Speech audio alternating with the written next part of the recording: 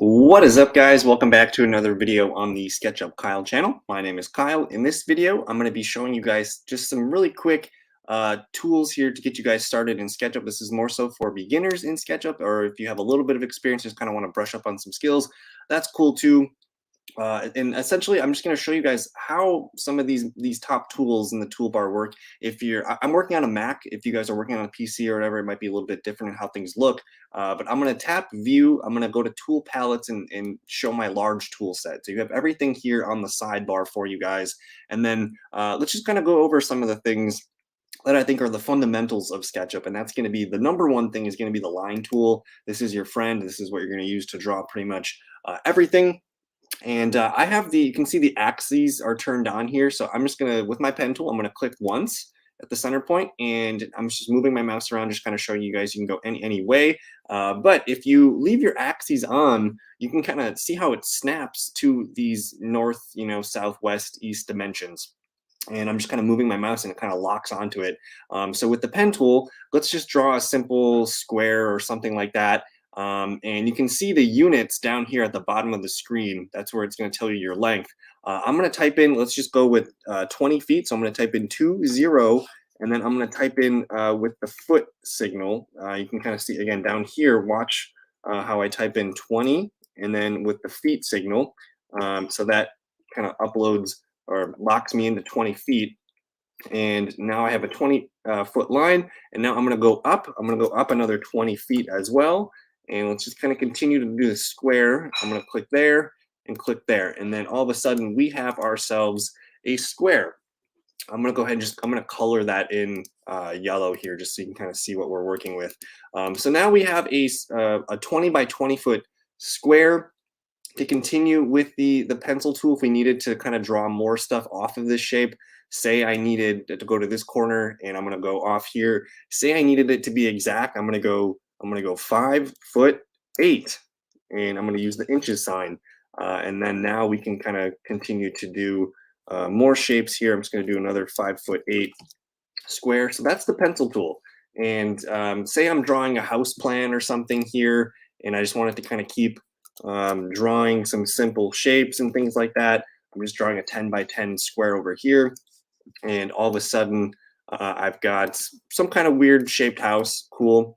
Now, that's the pencil tool. So basically, I sometimes even use it to measure things. I know there's a measure tool here, but I kind of just use the pen tool for everything. It's, telling me that that's 10 feet, that's 20 feet, and that is 5'8". So the pencil tool, your best friend. You guys can do kind of everything that you need here. For drawing angles, this is what I like to do. Say I needed a 45-degree angle here. What I'm going to do is I'm just going to kind of draw a long line, and I'm going to click and highlight that line. And let's show you guys how to use the rotate tool. So this is the rotate tool with the two arrows kind of in a circle, and it gives you a protractor. I'm going to click on the point that I want to hinge, and you can see now I can kind of move it, but what I'm going to do is I'm going to go to the other line and click there too. And now I'm starting to move my tool along the protractor.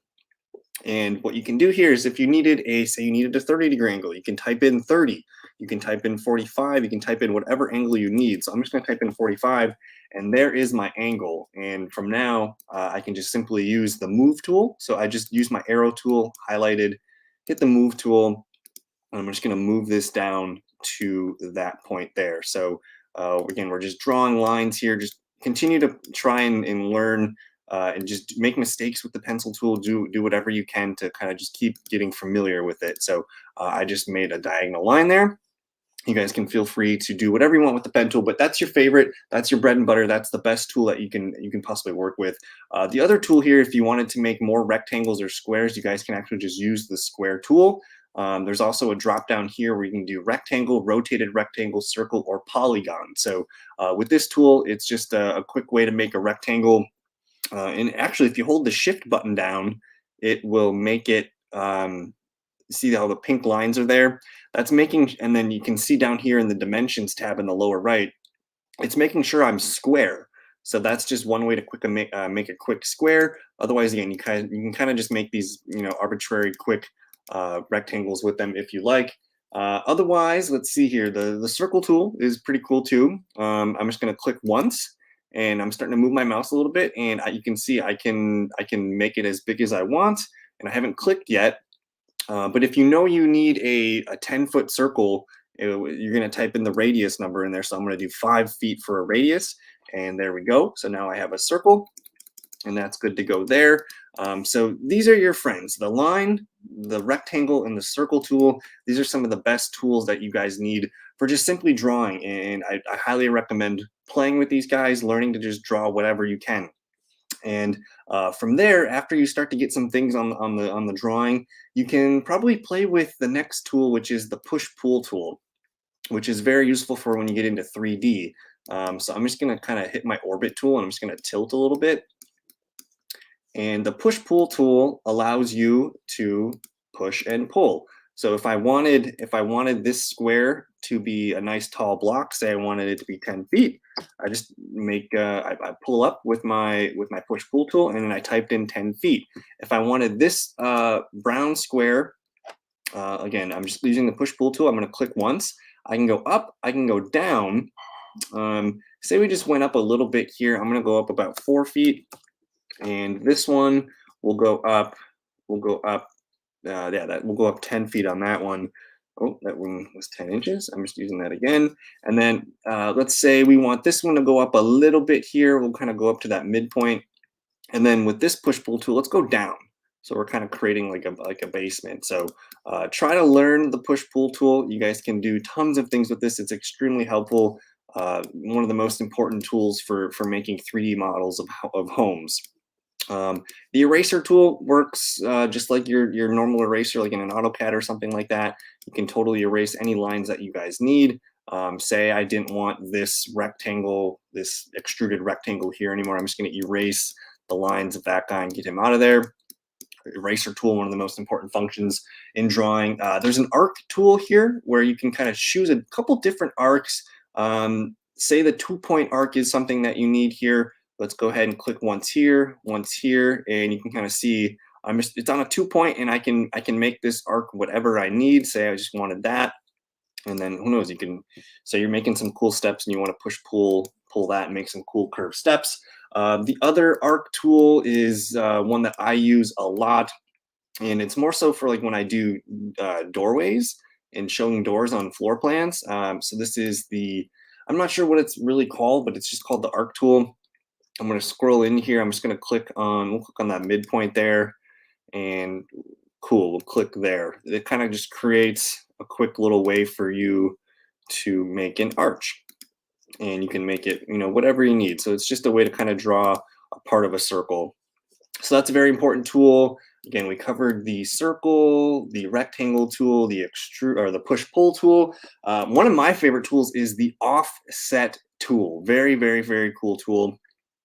Essentially, we're going to take this so I clicked offset. I'm going to scroll into this one. And I use this one all the time for making my walls in a floor plan. So I'm going to click once, and you can see it has offset a matching square inside of my square that I drew. And I guess I can set this in any dimension I want. If I'm making walls, I can make this 1-foot walls on the inside, or you can even go on the outside if you keep moving your mouse. But for this one, let's go ahead and just offset 6 inches. And now I have a perfect 6-inch rectangle within my other rectangle. And this really comes in handy when you're making walls or something for an architectural plan. And boom, all of a sudden there I have this cool little block with walls and things like that. So that's the offset tool. You can also use it like when you're drawing on the face of things. So let me just go ahead, and I just use the offset tool. I just clicked once. I'm going to type in 6 inches, and then you can kind of do this cool thing with the push-pull tool. Is I'm going to take that square and push it in, and it looks like those faces are still there. I'm going to use the arrow tool. I'm going to delete that, and cool. That's how you potentially draw some windows and get some cool shapes here. So really, really recommend playing with some of these tools. It's hard to teach. It's almost something that you kind of have to do and learn for yourself. And I guess the next thing that I would recommend doing, and I might put this in a different video, but you have to learn how to group your items. That way, if I wanted to move something, say I wanted to, oh, I can't move that. You're gonna have to, double click into everything so everything's highlighted. Right click, make group. That's a little bit more advanced,